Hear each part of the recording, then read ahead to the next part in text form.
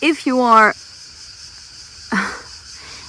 deficient in vitamins A and K, or need some fiber and antioxidants or potassium, just eat a fig instead of going to those big gym things or taking supplements, if you can find one.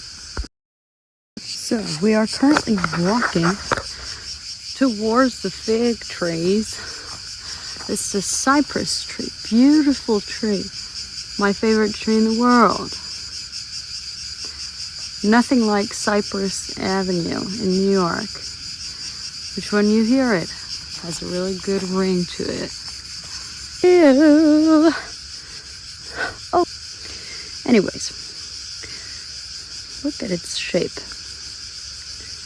The fig is very interesting. It comes in many shapes and sizes. This is, I think, its most basic, and these are also the figs that are usually dried in order to be placed in charcuterie boards in big cities and in big restaurants and bars.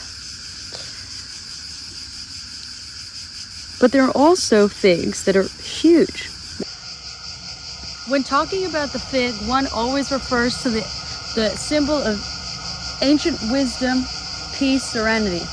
A lot of cultures had the fig as a symbol of that. Now, also, there's a thing referred to as a Bodhi tree, where apparently the Buddha found his wisdom and expanded on it, and apparently it happened under a fig tree.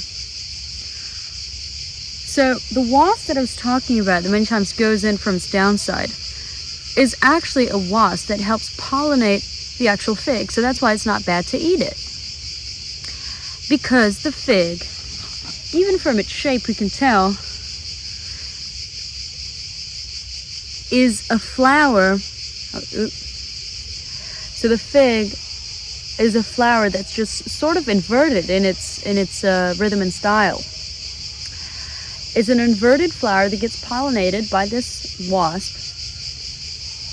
But in the wasp's intrusion into the fig, or rather should say entrance, there can be some intrusive other species like well, I don't really know the names of them, but there can be, and they're parasites. So walk along with me along this beautiful lemon tree that is just standing amongst these figs like a Western showdown. This is a nice little lemon that probably has a lot of juice in it, and it is small. It doesn't just look small, it is small. It probably has a lot of lemon in it because of how natural it is, how naturally it grows. So this is kind of like the CD trap that I was saying. This is actually a fly trap, and it was used mostly, I mean, we mostly used it because it was this invasive species that kept trying to kill. Hey everyone, welcome to my shed. I thought I'd come on to here just for a bit and talk about the joy of painting as a form of life and as a form of personifying the subconscious and the conscious. I was inspired to talk about this for a bit because of Andy Kaufman's documentary I just saw.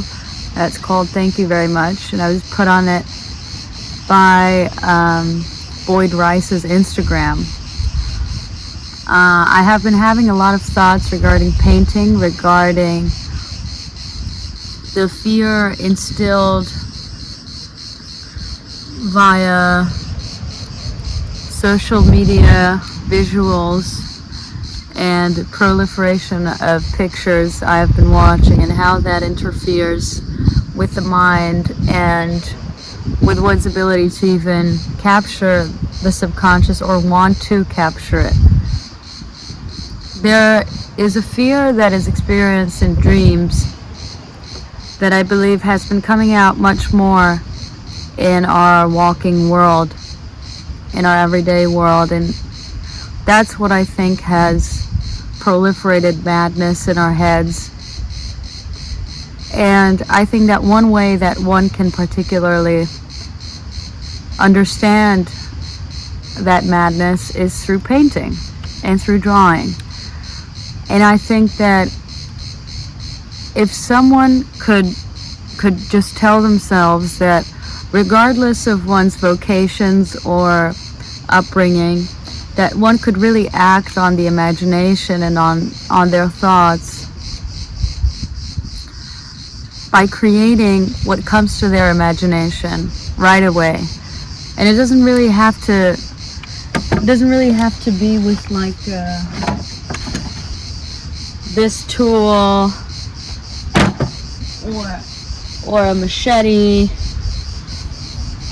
And I think that one can really change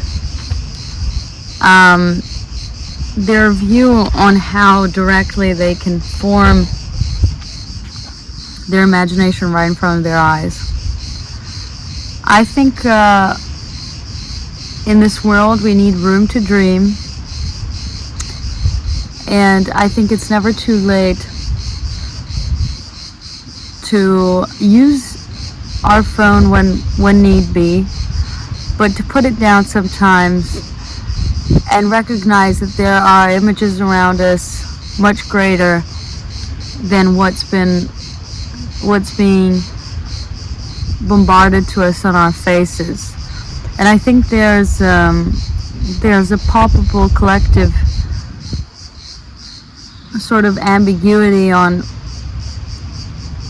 how even in artist circles one could embrace the other person's release or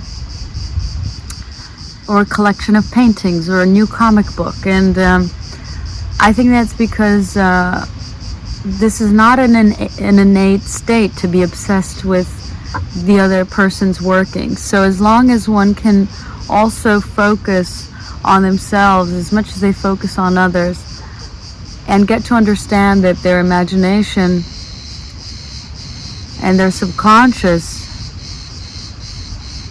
is dark and scary and bizarre, but it's also the best thing one has in his body.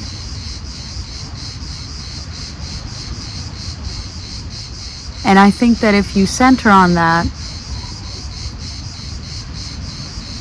and just compile visuals that you've seen throughout your whole life, a life could change. I've been listening a lot to Stevie Moore lately, and I listened to Fragments today, which is the album he put out in 2024. And I also listened to Everything You Wanted to Know About Stevie Moore, but were too afraid to ask, that I liked a bit more than Fragments. It's a sunny day here, just about sundown. The sun is going down earlier because we're going closer to fall. And one more great year is coming to the fall and to the winter. So today, if you want to paint something, paint it, and I will do too. And my book recommendation for the day is Room to Dream by David Lynch. Bye.